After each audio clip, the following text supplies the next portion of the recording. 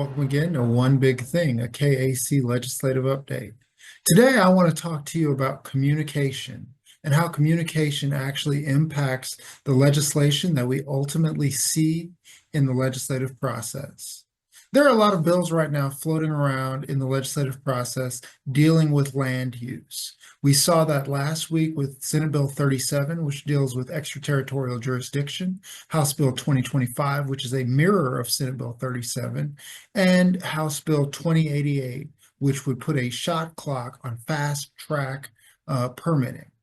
All three of those bills focus us back on communication, though. And why do I say they focus on communication? Well, because with the fast track permitting, a lot of that is because there have been complaints in some jurisdictions about how long it takes cities and counties to approve zoning changes and building permits. This is a communication issue. If the applicant knows that the process is moving forward, they're much less likely to complain to their legislator about the process itself. However, if they haven't been contacted or are unsure of next steps, they may reach out to a legislator complaining about a problem. While this isn't a problem in every jurisdiction, it is a problem somewhere. And that problem stems not from a poor process, but from poor communication about the process.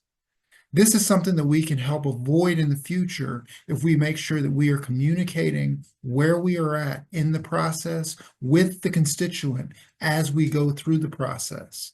Nothing is more frustrating than radio silence. We've all experienced situations where we're on the phone and we're getting passed around from this person to that person as we're just trying to get an answer to our question. That's frustrating for us, and I know it's also frustrating for our constituents. Good communication helps avoid that type of situation, and avoiding those types of situations also helps avoid the situations that cause a bill like House Bill 2088 to be introduced in the first place. Looking at extraterritorial jurisdiction, communication is also critical for that. Senate Bill 37 and House Bill 2025 had hearings this week where a lot of residents expressed their displeasure with having their properties subject to extraterritorial jurisdiction. But a lot of those complaints actually came down to not understanding or not being told what the process was for how they could conduct the business they wanted or how they could get approved to do the things that they wanted to do with their property. They felt like they were getting the runaround, getting passed back and forth between the city and the county, being frustrated about the information that they were being given. Again, a lot of this can be avoided simply with good communication from the city and the county, or even between the city and the county, to ensure that everyone understands what is going on, where the city's jurisdiction begins and ends, and where the county's jurisdiction begins and ends, and then taking responsibility for those things and making sure that that's communicated back to the constituent. Oftentimes, it's not the process itself that is causing the problems. It's simply a breakdown in the communication back to the individual to be sure that they understand what's going on, because that is often what is being complained about. House Bill 2025 and Senate Bill 37, the extraterritorial jurisdiction bills, look like they are headed to an interim committee. We should see those requests come out here soon.